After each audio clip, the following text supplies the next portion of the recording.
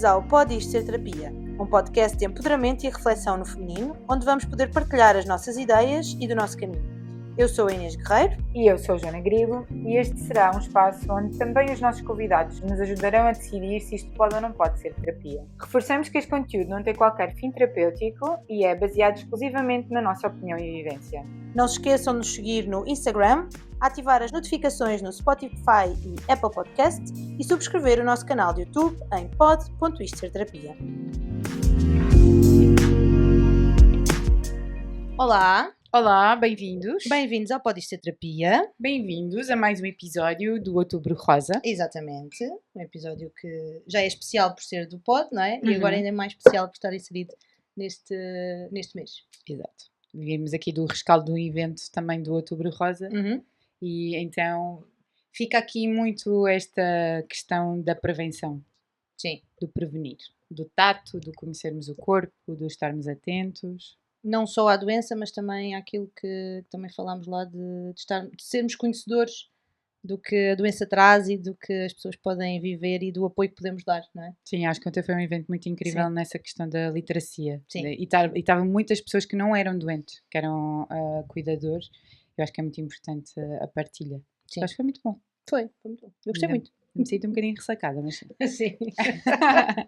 Então, hoje temos connosco uma mulher incrível, de uma doçura inqualificável que eu nunca tinha conhecido. É muito simpática. Criou um movimento das Marias, que toda a gente conhece na internet, de certeza absoluta. Eu conhecia através do online, porque através de uma amiga que disse: eu tenho uma amiga que também está a passar por o mesmo, que foi a Joana Vaza. E fomos trocando e fomos sempre falando, e conhecemos há pouco tempo pessoalmente num evento do Oncoglam. E temos connosco também para partilhar um bocadinho da sua história a Madalena Passeiro. Bem-vinda! Olá! Olá, obrigada por me receberem, Obrigada, é um prazer falar convosco. Já tivemos aqui a conversar imenso no back-office. E acho que temos aqui pano para mangas para trazer aqui alguns temas interessantes e conversarmos mais um bocadinho agora no front office. Sim, exato. Queres-te apresentar um bocadinho? Então, olá, sou a Madalena, tenho 36 anos. No ano passado fui diagnosticada com cancro da mama no final do verão. Seguiram-se muitos tratamentos, 2 cirurgias, radioterapia. Continuo agora a fazer imunoterapia. E tem corrido tudo com os seus altos e baixos normais de quem passa por este processo, e venho aqui hoje partilhar um bocadinho sobre isso. Em relação à minha profissão, sou assistente de bordo, mas dediquei-me à pintura desde o Covid e também tenho o curso de cozinha, de chefe de cozinha. Maravilha! Nós temos que fazer um evento com a Madalena. Eu também acho que sim. Quando quiserem. Então, o tema que a Madalena traz é um bocadinho aqui a questão de que a nossa própria vontade condiciona ou pode condicionar o que nos acontece na vida.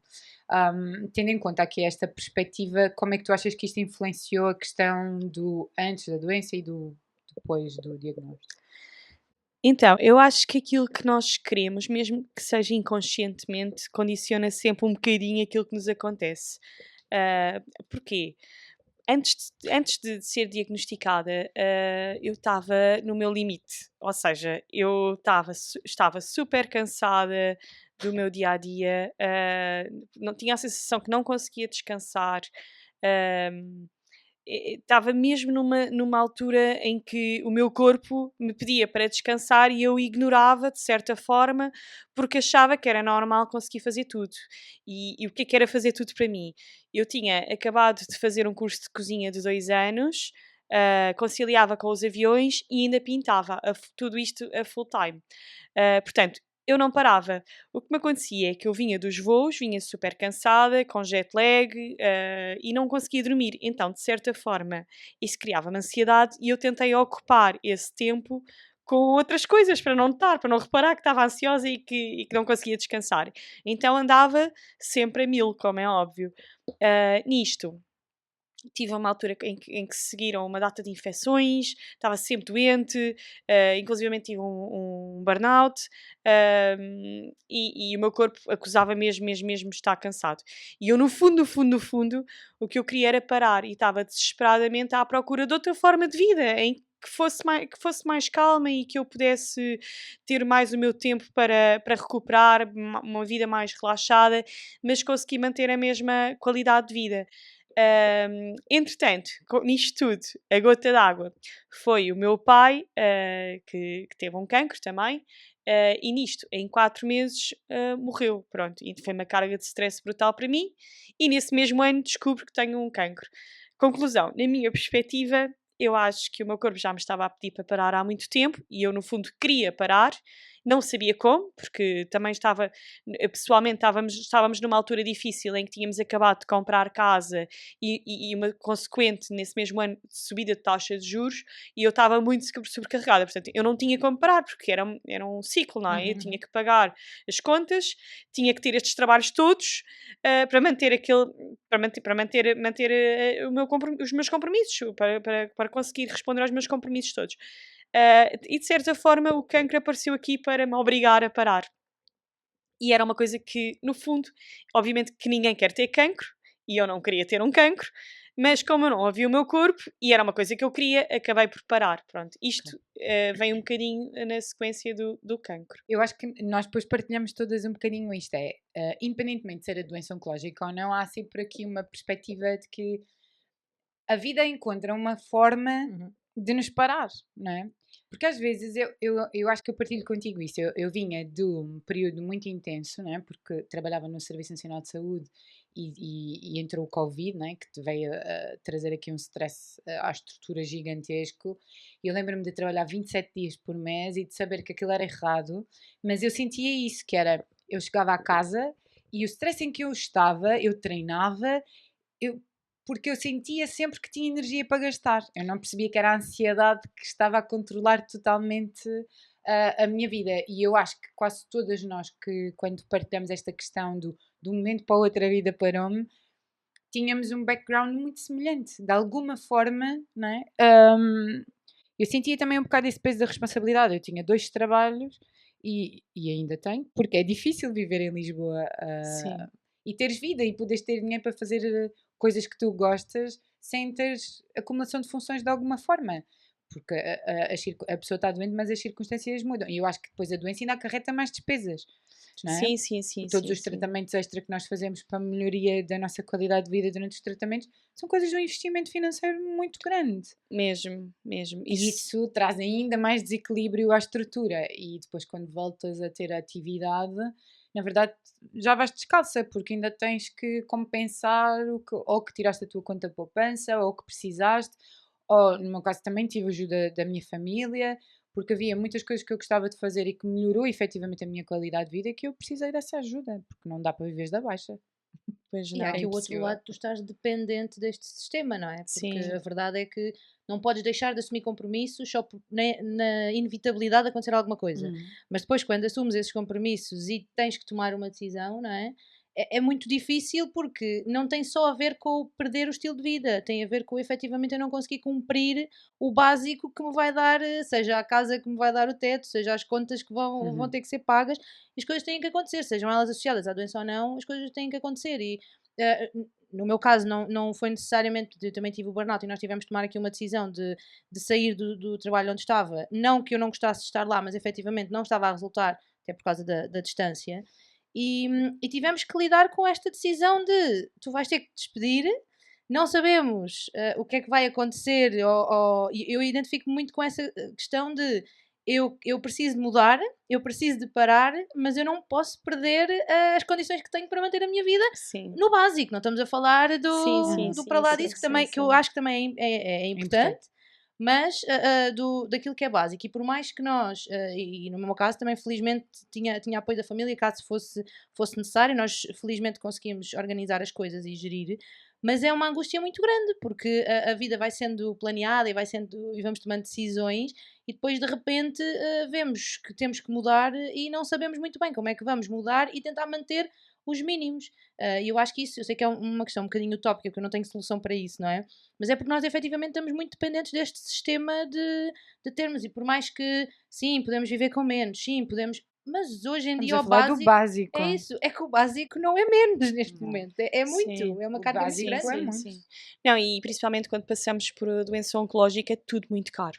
Muito, muito Para além caro. disso, sim. Ou seja, eu, no fundo, durante o processo, tivemos, ou se calhar todas, um bocadinho de escolher o que é que queríamos fazer, porque temos que abdicar de outras coisas, não dá para fazer tudo.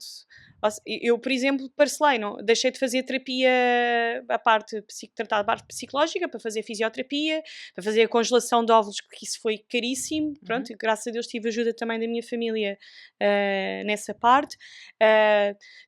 Tive que abdicar, ou tive que, sei lá, para ter uma PT, porque de repente tinha este condicionamento do braço e não sabia como é que havia de treinar em segurança, ter uma PT, pronto, e treinar várias vezes por dia, porque sabia que isso ia refletir-se em ficar melhor, não é? Sim, Na minha cura.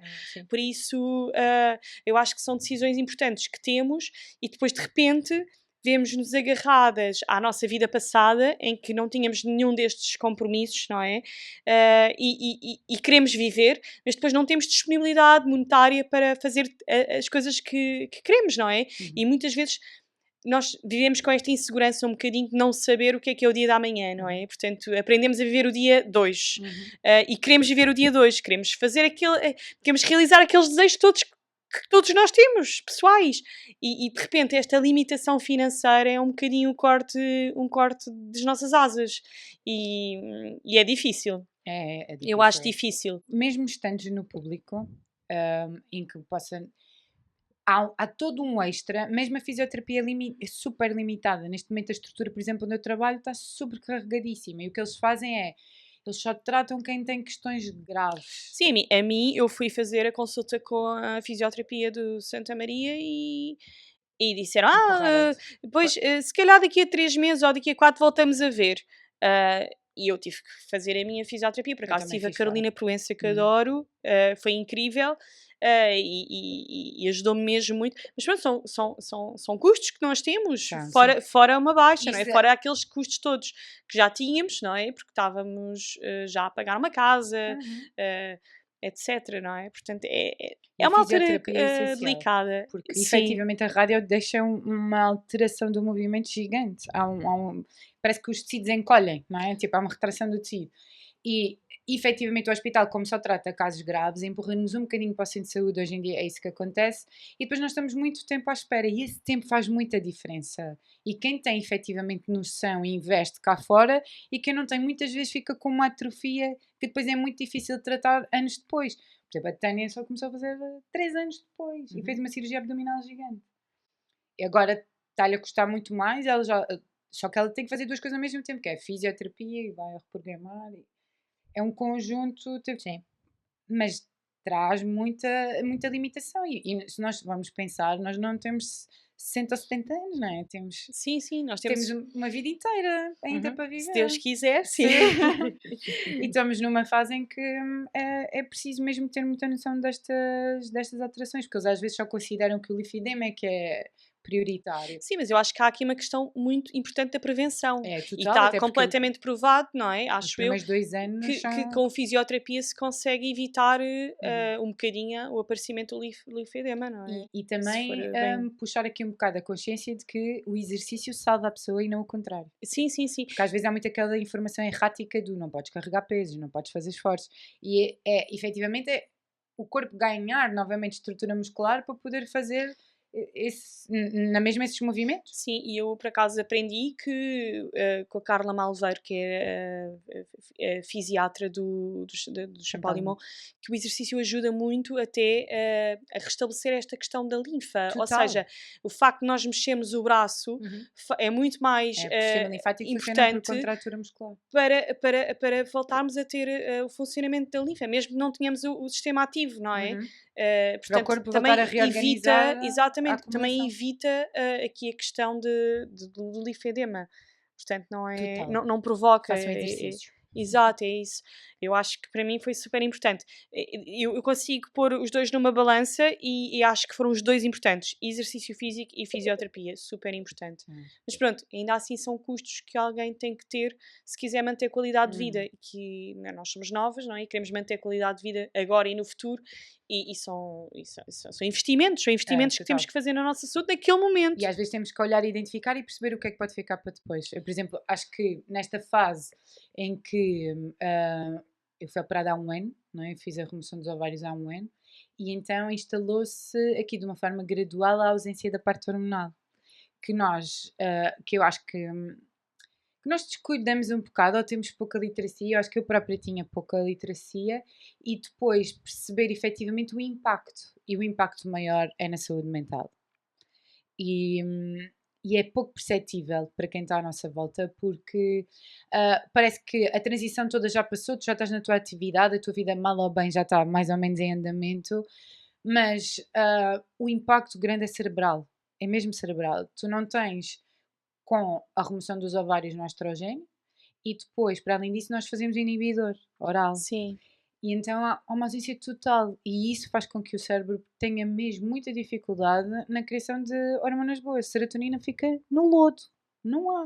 Eu acho que o exercício depois pode ajudar um bocadinho nessa parte. É pouco. Achas pouco? A psiquiatria é a única coisa que te pode mesmo Psiquiatria. ajudar. Ok. Sim. O antidepressivo é a vida, mesmo, nesta fase. Ok. E às vezes há muita dificuldade em entender que, na verdade, o químico vai-te ajudar a criar hormonas novas.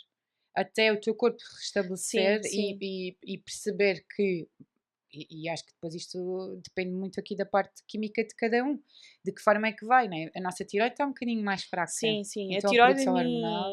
A minha tiroide morreu. Percebo-te, a minha também. Mas E pronto. então, criar aqui hormonas boas é difícil. Por isso é que eu acho que é faseado. Por exemplo, para mim nesta fase o que ficou para trás foi a nutrição, que eu não conseguia estar a acrescentar mais stress Sim. à parte que já estava a ser muito É difícil isso, para são mim, que muitas era a coisas.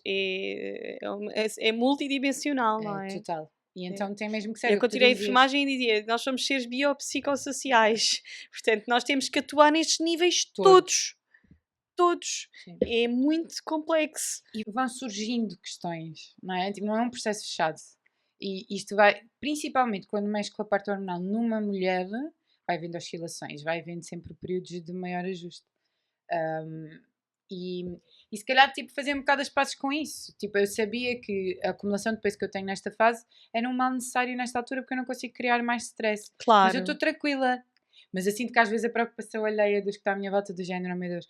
Mas neste momento a minha saúde mental é o meu foco total. E então foi essa, na verdade, ir criando estes sistemas de aprendizagem, como tu É disseste, isso. ir percebendo o que é funcional para mim agora. Então, Sim, eu agora são preciso, fases. total. Sim, Como eu agora acho tu também que voltaste à psicoterapia. o Gustavo, que é o meu marido, diz-me imensas vezes uma frase que é: um elefante come-se às postas.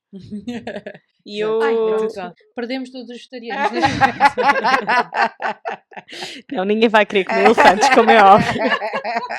Mas é um bocadinho resolver Um problema grande o problema que é um problema grande faseadamente. Uhum. Pronto, portanto, primeiro resolvemos uma coisa, depois resolvemos outra, e depois outra, e depois outra, e é todo um processo. E temos de ter, pronto, e eu acho que isso também nos ajuda a controlar um bocadinho a nossa ansiedade, porque quando olhamos para uma coisa que nos parece muito grande, ficamos muito mais ansiosos do que se de repente começarmos a ver uma coisa, outra, e fazemos as coisas todas com muito mais calma. E eu acho que é muito mais saudável. Pronto. Eu não sei se vocês sentem isso, mas eu tenho sentido também, porque estou agora muito mais presente nestas partilhas, que é uma mudança muito grande de paradigma, no sentido em que antigamente, e pelo menos eu falo por mim, das pessoas que via, o facto da pessoa sobreviver, ou pelo menos não morrer do cancro, e ficar minimamente bem, já era muito bom, e as pessoas mantinham-se, embora nós saibamos também, já tinham mais idade. Hoje em dia, eu acho que o facto de acontecer cada vez mais cedo, não é? E, como vocês diziam, termos uma vida ainda pela frente. Isto já não é só a questão do sobreviver, foi capaz de sobreviver, portanto, há muito mais para além disso. De que maneira é que também não se torna, ou não sentem que há um julgamento no sentido de, ok, eu sobrevivi e agora tenho uma série de questões e uma série de coisas com as quais vou ter que lidar. E para além disso, tenho a vida para viver e as opções que quero fazer. E de que forma é que às vezes eu sinto mesmo que é quase como se fosse fútil querer determinadas coisas para o bem-estar e para continuar a viver, só porque não estão associadas à doença, fazem só parte da vida e, como dizias, dos objetivos, dos sonhos, daquilo que à partida toda a gente tem uma lista de coisas que gostava de fazer. Para uns vai ser muito útil, para outros vai ser incrível. E de que forma é que isso também não lidamos com o julgamento de para que é que estás a pensar nisso quando já conseguiste ultrapassar aqui uma barreira que muitos não ultrapassam, não é? E de que forma é que isso também não tem um impacto negativo na forma como gerimos depois essas vontades e essa vontade de agilizar e de arranjar condições para concretizar esses sonhos que continuam a ser sonhos e continuam a ser vontades para uma vida que continua a ser vivida, não é? Eu acho que há aqui uma mudança ao mesmo Sim, tempo, ou tem que haver. Este é o meu tema preferido da doença toda. Juro que Sim. mas avança tu. Avança. Eu? Sim. Não, avança tu, vai lá. Agora Eu acho que este é o meu tema preferido, porque eu própria acho que tinha este preconceito. Que Sim, era, tu olhas para a pessoa e ela já está minimamente, aparentemente bem. Então não são visíveis todas as circunstâncias a que a pessoa vive. Mesmo as pessoas que estão ao nosso lado, mesmo os nossos familiares, os nossos amigos, não veem a dificuldade que é ser sobrevivente.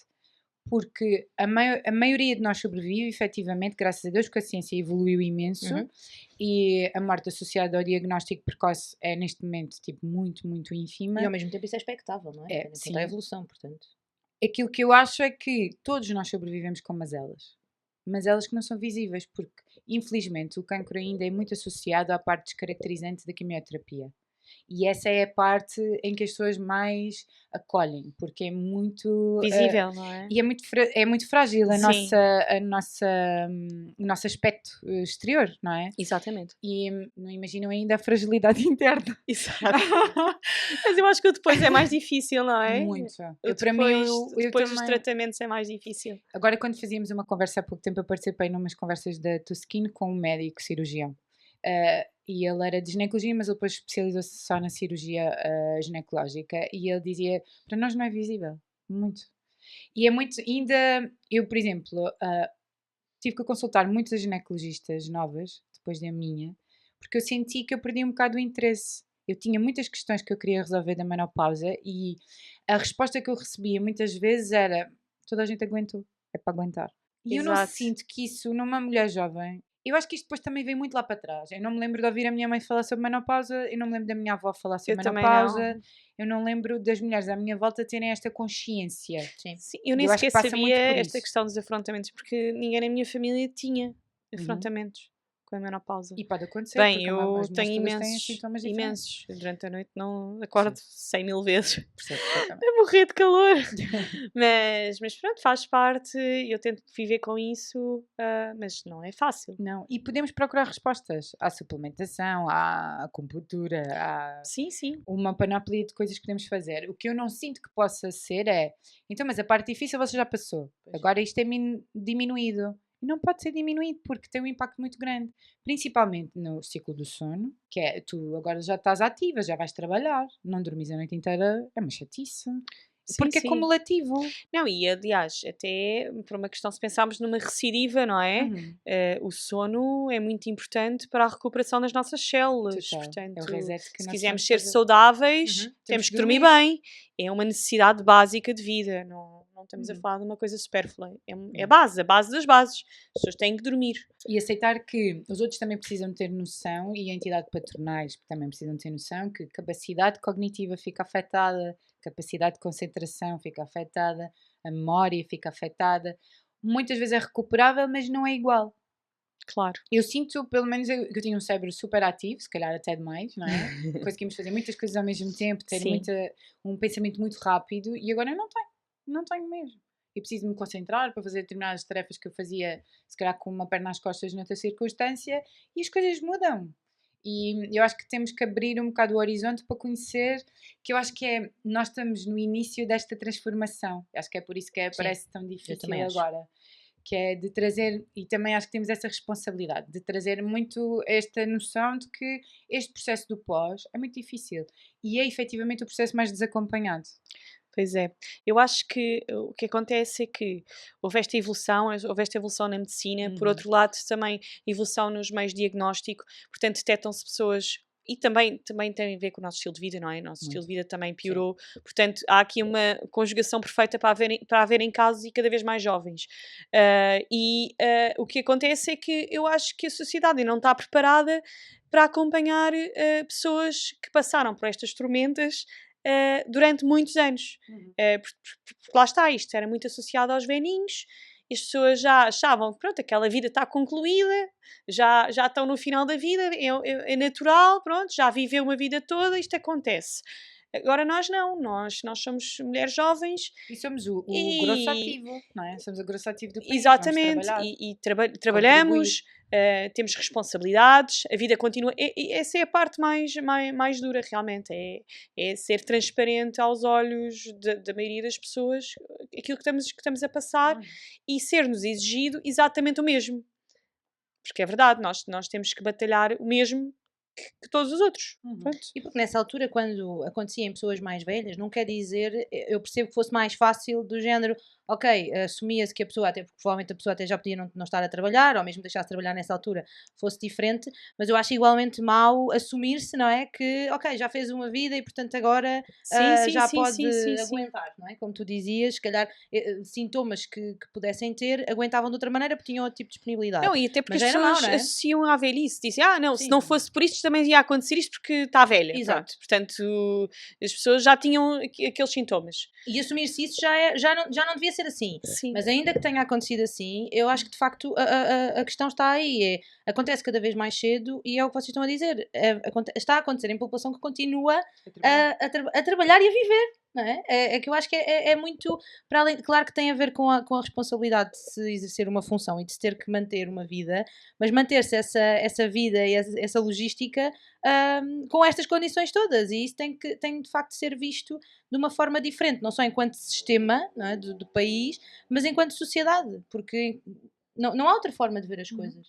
E eu espero é que não tenha que acontecer a muito mais pessoas, embora eu acho que é isso que vai acontecer, para nós olharmos mais vezes ou mais para isso. Espero que consigamos ir chegando sem, mas também tenho algum receio por isso. Mesmo as questões dos atestados multiusos, a maioria de nós ao fim dos primeiros 5 anos, principalmente quem é do tumor hormonal, tem redução para 50% daquilo que tinha atribuído, muito provavelmente. Quando a menopausa é super impactante e é efetivamente precoce e é consequência da doença, não é uma questão natural, até porque se fosse uma questão natural nós não tínhamos metade dos sintomas. Porque o corpo ia se habituar a viver com uma diminuição gradual das hormonas. Claro. E nós passamos de um momento para o outro. Sim, é? sim. E na fase mais abrupta, não é? Porque é na fase em que tu não sabes muito bem quem és, acabaste os tratamentos, tudo mudou e tu ainda nem sequer te reconheces neste corpo novo, nestas circunstâncias novas. Mas e na prática o que é que esse atestado te traz? Na prática? Na prática ele traz algumas questões de isenções de impostos e pouco mais que isso. Prioridades. Prioridades em filas.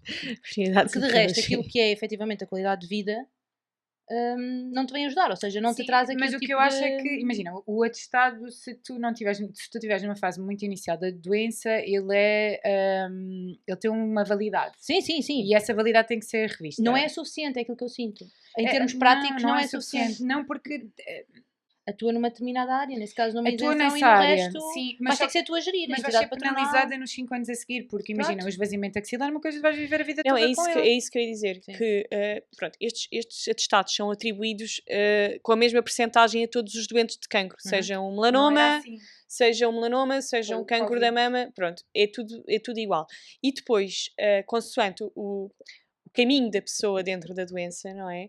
É que podem ser eventualmente revistos em junta médica, acho que é assim. Antigamente eles eram sempre vistos em junta médica. Pois, só que agora o Covid, para não perderes a isenção principalmente dos custos. Eles demoravam muito tempo também, não é? Sim, está muito atrasado. E pronto, e nós temos esta questão do esvaziamento axilar que nos traz uma limitação grande num dos nossos membros. O braço é um membro e da radiação, principalmente e da radiação.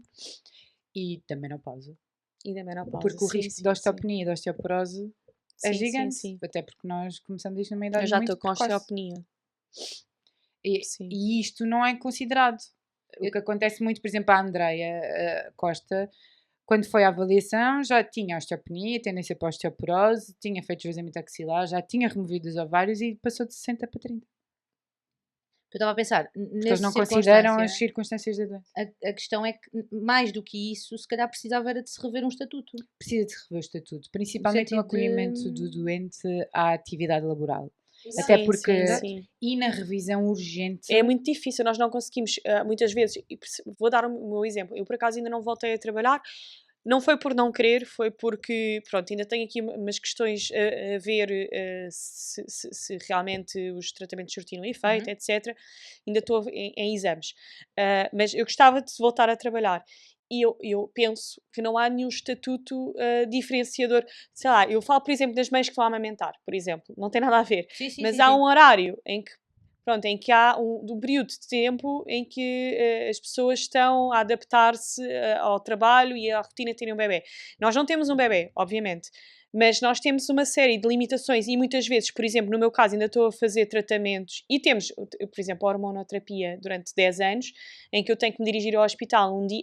Pronto, há uma série de questões que não são contempladas e que não tem um tempo certo, que não é o que tem um acontece na tempo gravidez e na maternidade, mesmo na amamentação, não é? Sim, sim, Há aquele sim. tempo à Sim. partida, mas dia Mas menos pronto, dia, há mas uma aquele série tempo. de questões em que eu acho que a lei não está a Sim. regulamentar estas questões. Nós estamos Pronto, no e que não nos início. está a proteger, no Não, fundo. de todo.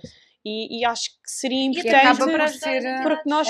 e acaba por ser um ajuste entre ti e a tua entidade. Acaba por ser um Sim. acordo de Sim, eu por cavalheiros. acaso ainda não falei com a minha entidade, não sei como é que vai ser, mas acho que seria importante terem em causa estes aspectos, porque realmente, Estar e legislado de alguma forma. pensarem nestas pessoas, porque realmente somos muitos, há muita gente a passar por isto. E há muita gente a sofrer com isto e nós queremos continuar a ser ativos e a produzir no nosso país. E para não falar de que A Junta Médica da Segurança Social é uma tragédia, uma tristeza. É verdade, sentes-te humilhado, muitas vezes colocado em causa. Eu lembro-me que a minha última junta, aquilo que me causava mais ansiedade era ir à junta. a sério, Era horrível. Eu sentia eu, muitas vezes julgada e eu lembro-me que eu tinha acabado a rádio, eu fui à junta no dia a seguir de ter terminado a rádio e ainda não sabia nada, estava completamente frágil e quando lá cheguei a primeira coisa que o senhor me disse foi: sabe que a condição que tem agora já não é incapacitante para voltar a trabalhar, faz-lhe muito melhor ir trabalhar. E eu lembro-me de chegar ao meu médico e ter dito assim: pá, ponha-me a trabalhar, por favor, porque eu não aguento mais ter que lá ir. Não aguento ter que lá ir, ter que levar com pessoas que não têm capacidade para avaliar a minha situação. Eu lembro, pá, eu fui 12 vezes à junta médica. que horror. Fui todos os Eu meses. fui para aí 3. A sério, 12 vezes? E quando lá cheguei, lembro que houve uma vez que o senhor era tão arrogante e disse-me, eu já estava farta, eu já estava mesmo farta. E ele virou-se para mim e disse-me: sabe pelo menos explicar o que é que tem? E eu fiquei tão danada que eu até tirei a máscara e disse: por favor, não me trate como se eu fosse analfabeta. E se quiser, eu consigo explicar-lhe inteiramente o que é que eu tenho. Porque infelizmente eu sei muito bem. E eu senti que nunca era respeitada. Eu não consigo entender como é que um doente que está efetivamente doente tem este massacre e depois existem baixas que não são verdadeiras. Eu não consigo perceber como é que se faz isto. Pois. E não é só isso, é tu estás na fragilidade de um tratamento oncológico, enfiada numa fila da Segurança Social, pisa uma avaliação que dura 2 minutos, em que passas mais de 40 minutos à espera, em que estás completamente com a tua imunidade nas lonas e estás numa sala cheia de gente no inverno. Pá, Sim. acho que é surreal. Acho que agora já se avançou um bocadinho nesta coisa de teres pelo menos os atestados ou as baixas de 3 em 3 meses. Sim. Mas é triste, é muito triste a forma como as pessoas são avaliadas. A forma como a pessoa é julgada. Eu lembro-me que uma amiga minha dizia sempre: por favor, leva o teu pior aspecto quando lá fores. Eu não entendia porquê. E quando me lá sentei as primeiras vezes pensei: que tristeza! É que é mesmo triste. É um processo mesmo muito, muito mau, que precisa urgentemente de ser reavaliado. Até porque o foco não pode ser só o efeito, ou o único efeito da doença em si, ou seja, tu tratas E é um o médico de cancro e família e um depois tens o psiquiatra que resto. lá está, não é um oncologista. Eles não Pronto, sabem ler o para além relatório. disso, mas o foco, o que eu sinto é que o foco está na questão da doença, de já não tens, ou agora já estás Não numa fase. sabes. Pois, Naquela é isso. fase eu ainda nem E tinha o, feito foco não, exames. e o foco não pode ser esse, tem que ser para lá disso. E depois, para além disso, tem que ser nos efeitos que isso pode trazer, Mas que vai aí- depender de pessoa para pessoa. E depois juntas aqui uma data de fatores, que é, eles querem que todas as vezes que tu és chamada que tu leves um relatório novo atualizado. Pedir um relatório novo atualizado no Serviço Nacional de Saúde é uma coisa que leva meses. Pois é. Não pode sequer ser escrito pelo teu médico. Não, tem que eles ser pelo enviam a grupo. carta uns dias antes De tu ires. Sim, isso aconteceu-me. Eu não consegui ter o relatório a eu. primeira vez. Mas não foi preciso. Eu acabei por mostrar os meus exames e expliquei o que é que se passava e eles aceitaram. Mas a segunda vez que fui agora, que foi há pouco tempo, levei o relatório que tinha pedido nessa altura, porque ficou pronto um mês depois do meu pedido. É tudo assim complexo. É muito complexo. É tudo E de que complexo. forma é que têm que ser pessoas diferentes de cada vez que são chamados? Eu, por acaso, calhou-me o mesmo grupo de pessoas 2 ou 3 vezes e depois o outro. Depois aquilo depois depende dos horários. Se tu fores sempre ao mesmo horário, acho que apanhas sempre as mesmas pessoas. Ok.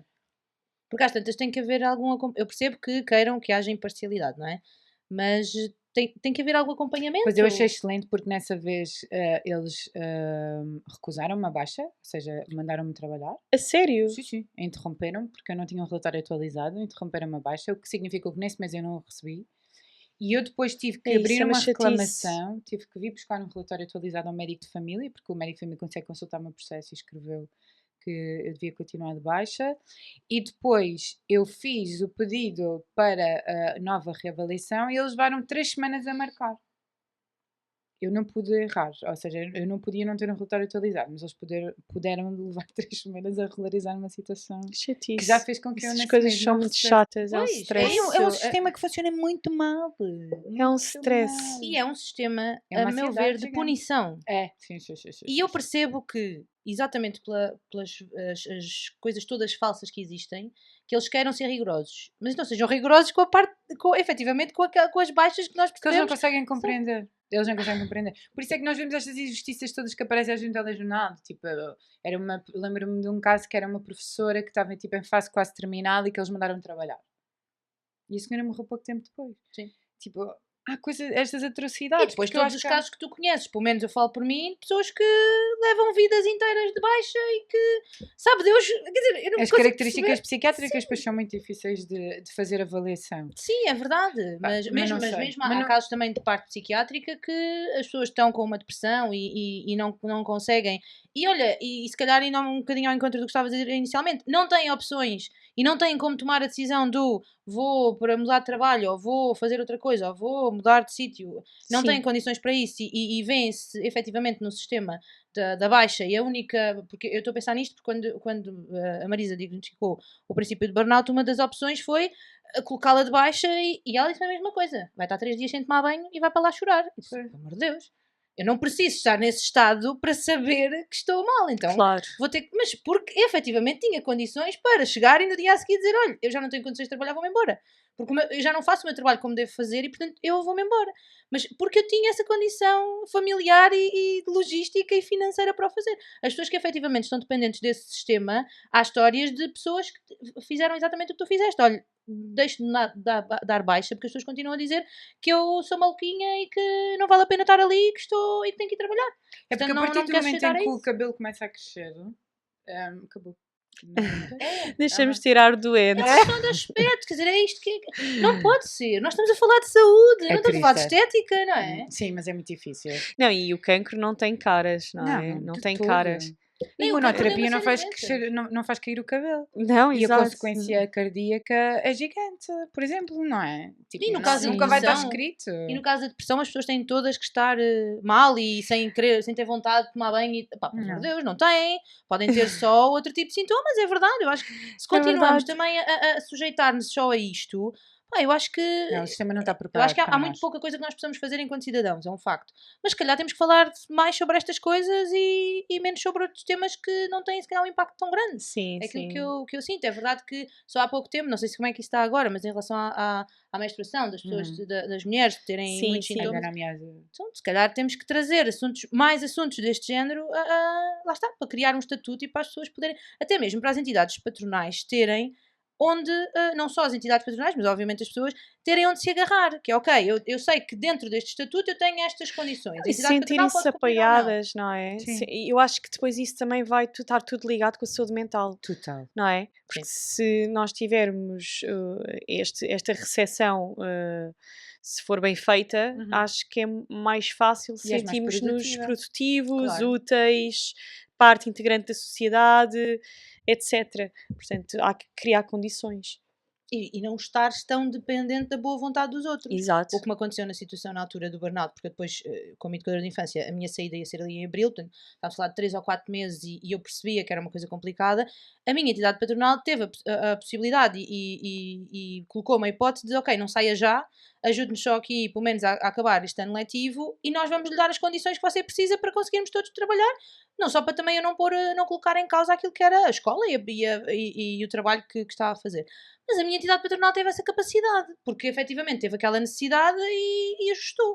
Nem todas têm, não é? Do género, Não, ok, não. então você vai e vem outro. E em muitos sítios, com certeza, que farão dessa forma. E as pessoas não podem estar dependentes, nem a entidade patronal pode estar dependente também daquilo que é o bom senso, nem as pessoas podem estar dependentes daquilo que é o bom senso da entidade patronal. E se isto estiver regulado e legislado de outra forma, pelo menos as pessoas têm onde se agarrar. Ficam Por mais mais protegidas. que, sim, Sim. e por mais que as coisas obviamente nunca vão ser perfeitas desde o início, não é? Não. Claro. E vai ter que se rever com certeza, mas que haja E uma temos todos base. que aprender.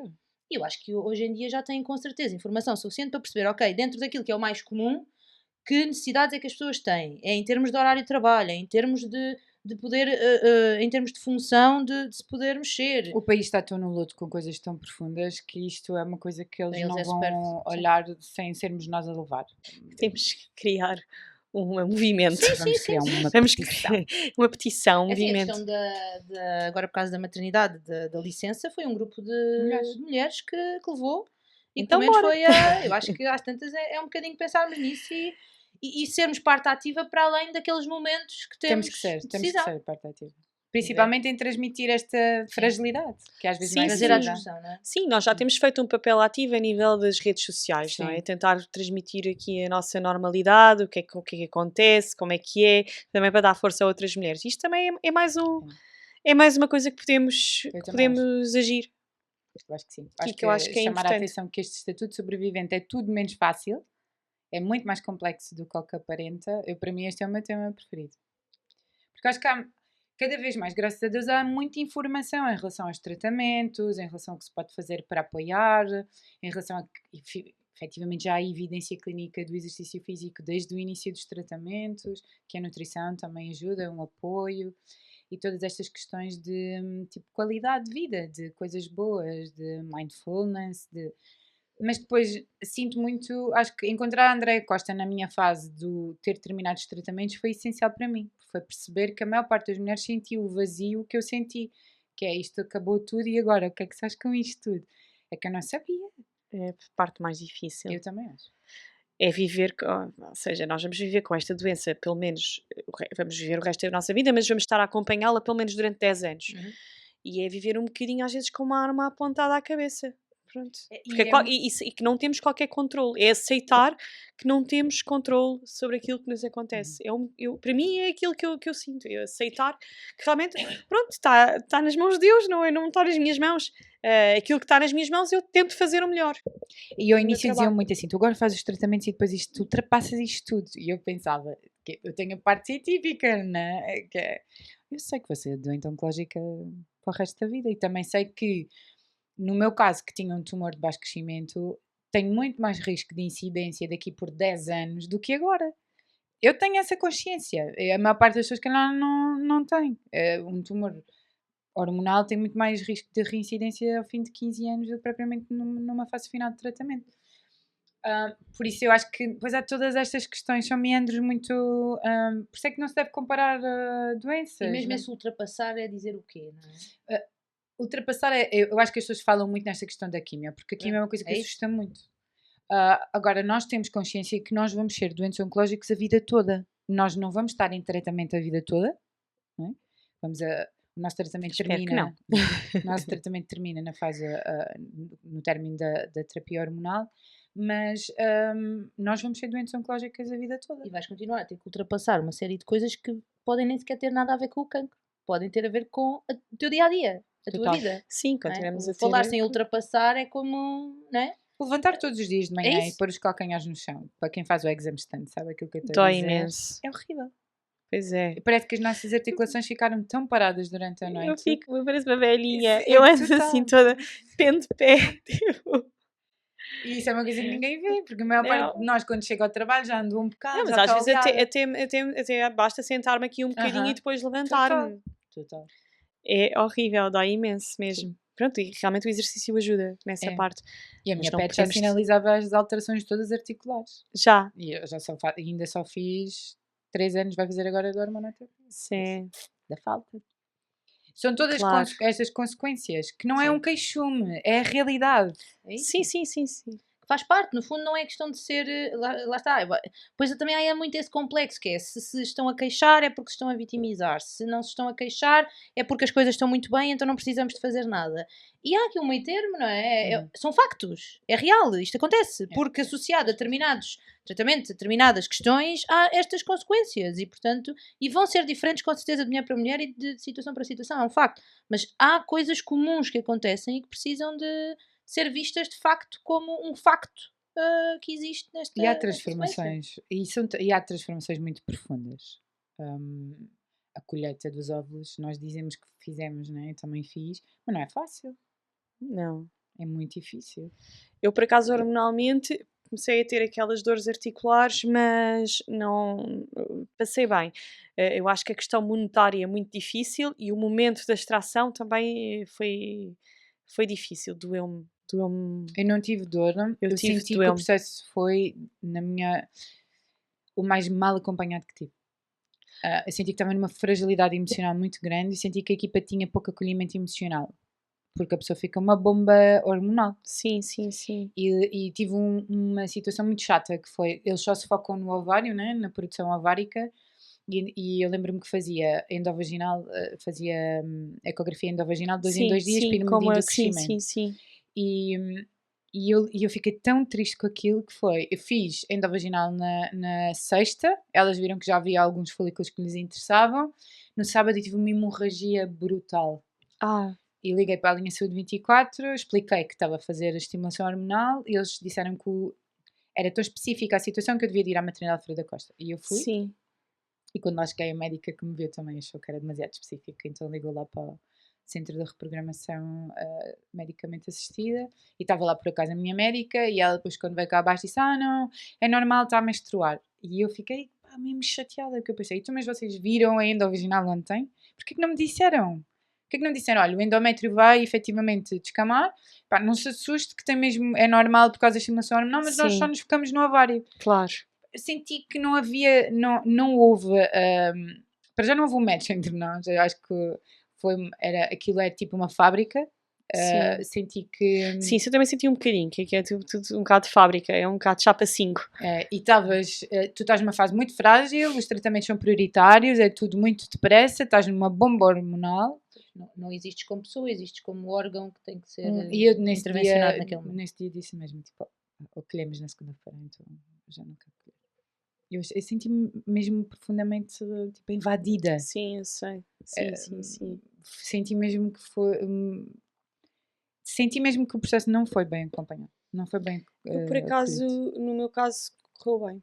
Pronto, não... Eu colhi, mas não... Eu consegui colher 14, fiz muito numa bom. clínica privada, porque Na não tive IVI. para estar à espera, sim, na IVI. Uhum.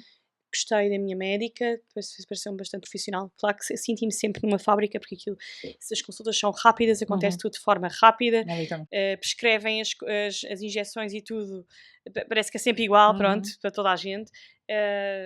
Mas depois, em relação ao processo em si, correu tudo bem e eu gostei da IVI, por acaso, gostei. Mas lá está, fiz na IVI, não fiz noutro sítio, portanto a minha experiência foi na IVI. Santa Maria não tinha? Tinha, mas eu não estava a ser seguida no Santa Maria ainda. Okay. Porque o que me aconteceu foi que eu tive o diagnóstico, entretanto tentei ser referenciada para o público, tive uma consulta no IPO, como a minha biópsia estava in situ, tinha 3-4 meses de espera. Ok.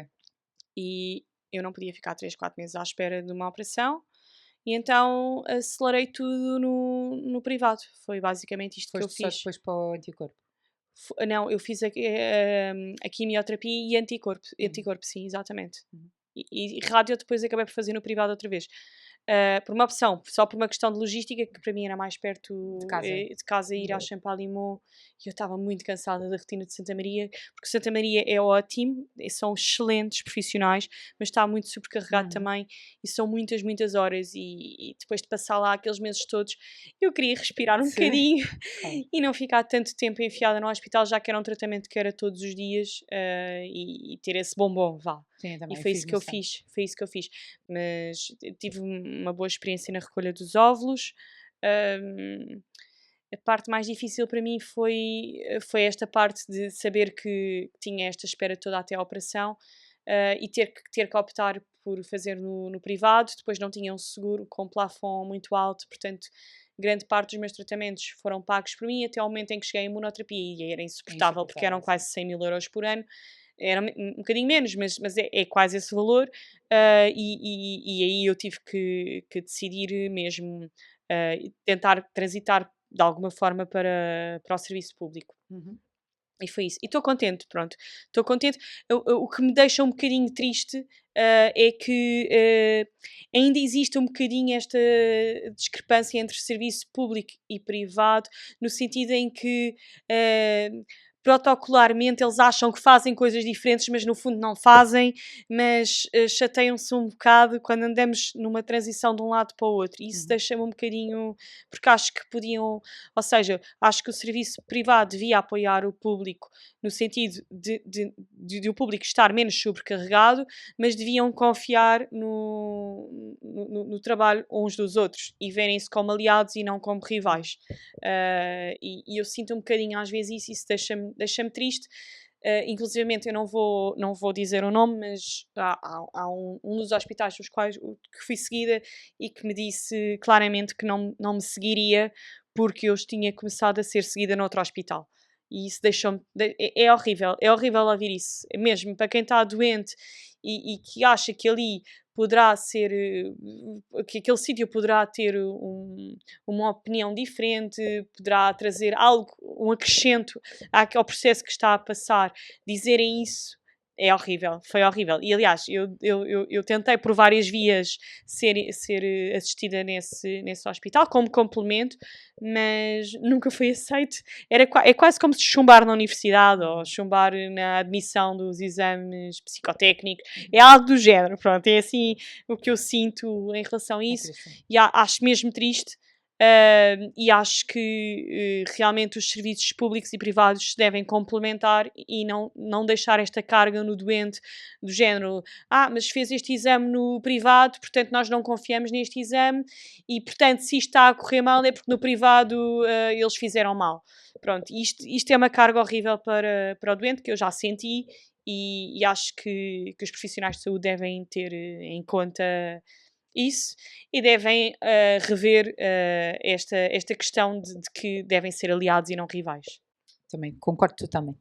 Até porque o Serviço Nacional de Saúde em Oncologia, nós em Lisboa até temos 4 grandes centros de referência, que é o São José, Santa Maria, o São Francisco Xavier e ali os Capuchos também, mas principalmente o IPO está super, super carregado e o que eu sinto é que levas muito tempo até chegar, às vezes há uma saída muito grande de profissionais, os exames estão muito sobrecarregados, principalmente. Há exames que a maior parte dos públicos não têm, que nisso os privados estão muito à frente, reúnem todas as condições de radiologia, por exemplo. Eu as PETs, por exemplo, eu nunca fiz PET. A cintigrafia faço no Hospital das Forças Armadas, porque os Capuchos não têm.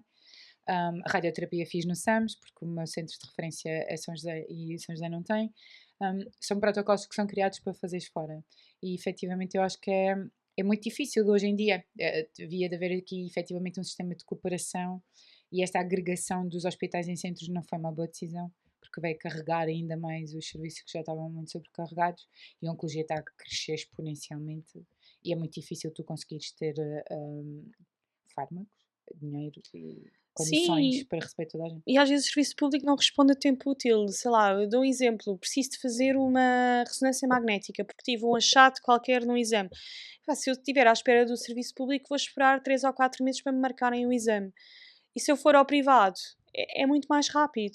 A verdade é essa. E eu, às vezes, até tenho um seguro de saúde que posso usar. Escuso que estar a eles- sobrecarregar eu o percebo. sistema de Mas o saúde. que eles teimam às vezes é, eles precisam ter os exames todos na mesma máquina, para pelo menos compararem as imagens do mesmo sítio, percebes? Mas é verdade, isso foi o que me disseram. Mas a verdade é que no Santa Maria, o primeiro TAC que eu fiz foi feito no Santa Maria e o segundo foi feito numa sucursal privada porque eles já não tiveram tempo. Portanto, Capacidade. eles exato. próprios já não têm controle Uhum. sobre isso. Portanto, isso já é uma falácia. Sim, sim. Uhum. Porque eles dizem isso, ok, certíssimo, mas Uhum. eles não conseguem responder dessa É forma. verdade, sim. Portanto, tem que haver uma evolução para se fazer as Mas coisas só de é outra mau quando forma. és tu que procuras individualmente, não é? Exatamente. E não quando são eles que referenciam. Exatamente. para Não, ter por acaso apoio. a minha médica deixa-me procurar, etc. Mas eu já senti no outro hospital, lá está, que não me aceitou e que eu não podia andar a fazer esta transição de público e privado porque ou era seguida com o protocolo deles ou então, não sei se é uma questão de estatísticas, não faço ideia o que é. Pronto, não se querem responsabilizar porque devem querer ter sucessos, É não uma é? questão de investigação. E pronto, é uma questão de investigação, pronto. Desde Mas não seja uma é- questão de ego. A gente já fala em off. Mas pronto, mas eu fiquei mesmo triste. Fiquei Eu mesmo percebo triste. Uma coisa que perfeitamente. me Tudo deixa bem mesmo, sentir essa fragilidade, não é? mesmo Imagina. triste, mesmo. Acho mesmo triste. Isso é Mesmo, mesmo, reclamado. mesmo. E voltamos ao mesmo, estamos a criar condições. Há aqui uma pessoa que consegue ter condições para fazer as coisas de outra forma e não sobrecarregar, e Sim, mesmo assim é só isso. penalizada por isso. E ela tem esta consciência, eu tenho esta consciência e nós temos literacia para se defender. Sim, sim. E quem não tem? Sim, sim. É que a maioria dos hospitais públicos trata uma faixa da sociedade que tem pouca literacia, que tem pouca defesa, que conhece pouco os seus direitos. E isso é difícil. Por isso é que eu acho que às vezes eu tenho muita questão de, tipo, nós somos jovens, somos responsivos, nós temos muita capacidade de observar, de trazer para casa, debater, questionar e perceber se isto é certo, se é errado. As pessoas às vezes, quando estão numa fragilidade muito grande, não têm esta condição de colocar a questão. E tem o outro lado também, que obviamente vai depender dos profissionais, que é depois chato. tratarem todos por igual. Que é acharem que todos, ao não fazerem dessa forma, estão errados ou não estão a fazer aquilo que devem fazer. Eu não é associado, mas agora em relação à gravidez, eu fui à mesma ao público, porque achei que o médico de família deveria saber, não é? Não deveria chegar lá depois, entretanto, olha, entretanto aconteceu isto tudo em 10 meses. E senti, não pelo médico, mas por parte até da enfermeira, mas já devia ter cá vindo mais cedo. Eu disse-lhe, mas eu mandei e-mail a marcar consulta, não me arranjaram consulta antes. Se dissesse estava grávida, marcavam logo. Eu não sabia que tinha que dizer. Claro. E eu estava a ser acompanhada, não havia grandes questões, mas tive até uma situação, acabou por ser caricata, lá está, porque não é, estamos a falar de uma gravidez, não estamos a falar de uma doença, não é? Portanto, as coisas são levadas de outra forma, que foi por causa do curso da preparação para o parto, dela me ter dito, temos aqui o curso e tal, lá no centro de saúde, com certeza que no sítio onde está a ser acompanhada tem que pagar, aqui não tem. E eu olhei para os horários, e eu estava a trabalhar na altura, portanto aquilo era em horário laboral, e disse, pois, mas eu posso ter que pagar no outro sítio, mas eu aqui também não vou conseguir vir, porque eu ou deixo de trabalhar para vir ao curso, ou então não tenho como. Aí há aqui um bocado este preconceito. Estigma. Sim, claro, lá está. É uma situação muito leve porque vem de um lado de uma coisa boa, não é? Que Sim, está tudo a correr bem. sim. Mas, como dizem, situações de pessoas que estão fragilizadas e depois não podemos, lá está, nós não podemos olhar para estas pessoas e serem tratadas todas por igual e de, se está num lado, também sei de histórias de se foi à consulta no outro médico, não venha agora pedir-me a mim uma prescrição ou não venha. Eu também percebo que há esse lado, não é? Do género, vou ser acompanhado no privado e depois, não é a mesma situação aqui, obviamente, mas vou a uma consulta no privado e depois vou pedir a prescrição ao médico de família porque sei que se por aquela prescrição depois não vou pagar. E eu percebo que isso tenha que ser controlado. Não podemos tratar todos de igual. Porque há quem faça isso nesse sentido. O meu médico, ele disse-me, precisa de prescrição para a ecografia, que vai fazer isso. Não vale a pena porque eu vou fazer naquele sítio e, portanto, eu não vou procurar um sítio que tenha acordo. Portanto, é indiferente, mas ele teve esse cuidado de me perguntar. Tudo certo. Mas noutras situações não é uma questão das pessoas andarem à procura de pagarem ou não pagarem. E É as efetivamente diferenças, de verem outras respostas. procurar as outras Sim, opiniões sim. e outros E é tratamentos é um importante. direito. Exato. Sim, sim, há sítios que são mais especializados em determinadas patologias do que outros, Uhum. pronto. Tu E queres uma aí, opinião? Queres perceber se obviamente, queres seguir por ali ou não? Eu fiz isso. sim, mas eu acho que é normal. Eu Uhum. compreendo que esta atitude sobrecarrega o sistema e que todos os profissionais são, sei lá, são bons, não é? Mas aqui a questão é, às vezes há outras abordagens e é isso Uhum. que nós queremos ver e o doente pode escolher. Só que a questão do cancro é que nós temos muito pouco tempo para decidir Sim. o que é que Uhum. vamos fazer, portanto... E às vezes é difícil arranjar segundas opiniões num curto espaço de tempo. Mas nós somos confrontados a partir do diagnóstico, temos que traçar um caminho e isso é tudo, tem que ser rápido, tem mesmo, nós temos que agir rapidamente e tem que ser rápido, pronto, e ouvir estas opiniões e tomar conhecimento de tudo custa, pronto, e quando as portas se fecham é triste, pronto, é isso, é um bocadinho E triste. pelo menos valorizar quem tem a capacidade e a literacia para se fazer isso e não Sim, se sentir, sim. não te sentir julgada, não é? Porque estás porque tens informação Não, eu levei e um estás à raspanete. procura. Estás a Tipo, usufruir que é dos que teus direitos. eu Exato, levei para um além disso. raspanete. O que é que está aqui a fazer? Não está a ser seguida não sei onde. O que é que está aqui a fazer? Nós já lhe disse que não a vamos seguir. O que é que está aqui a fazer? Triste. Lamento mesmo. Mas pronto, foi um bocadinho. Perspectivas. Sim. Muito obrigada por teres aceito vir conversar connosco. Nada. Vês, passou no Bom. instantinho. Depois passou, ainda tinha. Acabámos por nos distanciar um bocadinho daquilo Não faz mal. que me Vamos trouxe. falando. Mas pronto, mas acho Queres que deixar temos. um resuminho? Sim, olhem, eu acabei por não tocar muito no assunto, mas basicamente eu acho que a nossa vontade condiciona um bocadinho o que nos acontece. Eu falei um bocadinho antes do cancro e no pós-cancro. O que aconteceu foi que eu tive realmente aqui um susto grande e queria muito estar bem, pronto. E então tornei-me muito crente, rezei muito, muito, muito. E nos exames subsequentes não evidenciaram nada de mal e eu encarei como um milagre. E então, nesta fase, queria muito e sentia muito que precisava de férias. Resolvi pintar quadros, que é aquilo que eu faço, e pintei a Maria como forma de agradecimento do meu exame ter tido uma resposta boa. E nesse momento consegui vender imensos quadros e pagar a viagem com os quadros. Portanto, basicamente eu quis muito ir de férias, que é uma coisa um bocado fútil, mas para quem passou um nada ano inteiro em fútil. tratamentos, queria muito mesmo sair desta realidade. No fim dos tratamentos todos devemos E- receber um cheque vale. Exato. Queria muito sair desta realidade e pronto, e as coisas aconteceram conforme quis muito, e eu acho que isso vai influenciando também o nosso querer, a forma como percepcionamos as coisas e vivemos a doença. Portanto, eu durante os tratamentos e tudo quis muito estar bem, eu sei que passei por períodos horríveis, mas eu acho que este querer fez com que eu me sentisse melhor e vivesse da melhor forma as coisas que me aconteceram. Pronto, era isto que eu queria Eu passar. também acho que há aqui um lado, há aqui duas coisas. Nós continuamos a ter efetivamente muito preconceito nesta coisa de se calhar ir viajar depois disto tudo era só um motivo fútil ou arranjo. Não é, é o perfeito. meu motivo, é o teu motivo, não é? Eu acho que, pelo menos ao longo do tempo, e eu acho que a psicoterapia tem-me ajudado muito, que é aquilo que eu quero, ou que eu quero com o meu marido, ou que eu quero com o companheiro com quem estou, ou que eu quero para a minha família, é aquilo que eu quero, independentemente daquilo que eu possa ter vivido ou não, e de haver coisas que para os outros são mais importantes ou não, é aquilo que a pessoa quer, não é? E eu acho que nós temos mesmo que deixar, e eu estou a dizer isto, obviamente há certas coisas que eu também fico a pensar, se calhar podia ter feito de outra maneira porque havia coisas mais importantes que eu devia querer noutra altura. Não, mas era aquilo que eu queria naquele momento. E, portanto, as opções foram aquelas e nós tomámos essa decisão.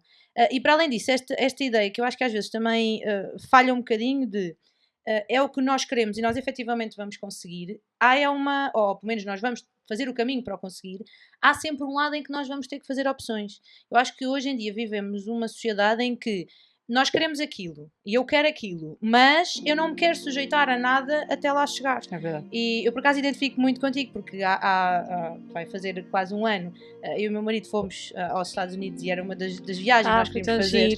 E achávamos que, com todos os custos envolvidos, que efetivamente aquilo não ia acontecer tão cedo. E aconteceu na melhor altura, porque fomos até antes de engravidar e, portanto, tivemos aqui uma disponibilidade que não sabíamos se iríamos ter. E de facto, é uma conquista mas nós, para chegar lá, há 5 ou 6 anos que nós queríamos ir, não é? Sim. E há 5 ou 6 anos havia uma série de coisas que nós tivemos que tomar a decisão de compramos casa ou não compramos casa? Alugamos ou não alugamos? Compramos um carro ou não compramos um carro? Precisamos ou não precisamos? Isto são opções que as pessoas vão tendo que tomar. Portanto, esta viagem foi adiada até ao dia em que efetivamente houve condições e cada um de nós vai criar as condições ou não para o fazer. Mas nós tivemos de tomar essas opções e, portanto, eu sei que se não fui naquele ano porque precisámos de comprar casa ou porque foi a melhor altura para comprar casa, ok, nós vivemos com isso e fazemos essa opção. Eu acho que o que eu sinto hoje em dia na sociedade é que eu quero aquilo. E então, ou o mundo gira todo em função daquilo para eu ter, ou então é uma chatice, eu sou uma vítima e não consigo ter aquela coisa. Sim, estou a falar de coisas aqui efetivamente mais de lazer. Sim, é? sim. Mas acho que é este lado de sim, nós vamos ser capazes ou conseguimos traçar um caminho para isso, mas esse caminho tem efetivamente de ser traçado e tem que ser visto. Temos que ser parte ativa do caminho, não é? E há inevitabilidades que vão acontecer, sim, seja por uma doença, seja, no meu caso são coisas até mais banais, no sentido em que se vê no Instagram, há aqueles memes dos cães que quando os donos estão bem arranjam coisas para gastarmos o dinheiro. E às vezes é só isso, é um cão que precisou de apoio de veterinário e depois de repente gasta-se um valor de uma série de coisas e aquilo deixou de ser, aquele dinheiro foi para ali e deixou de ir para o outro lado.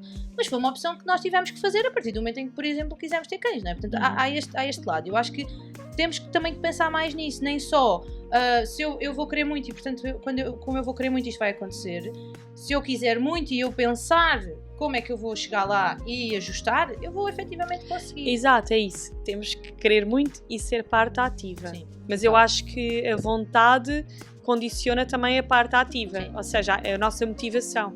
Se quisermos e estivermos motivados e formos parte ativa, acho que facilitamos aqui muitas coisas. Sim. Eu acho, pelo menos para mim. Perfeito, muito bom. Obrigada por teres aceito. Foi um prazer, obrigada. Foi mesmo muito bom, estou muito feliz. Obrigada. Então, sigam a Madalena nas redes sociais. Nas redes sociais e a Madalena Passeiros. Sim, o trabalho que ela faz. Vejam as Marias porque são incríveis, é a minha mais bonita de todas. Claro, espero bem que sim. Espero bem que a tua seja a mais bonita de todas. Obrigada. Então sigam-nos nas redes sociais. Também ativem as notificações do Spotify. Subscrevam o canal. E digam-nos se isto pode ou não pode ser terapia. Obrigada. Beijinhos. Beijinhos. Beijinhos. Que maravilha.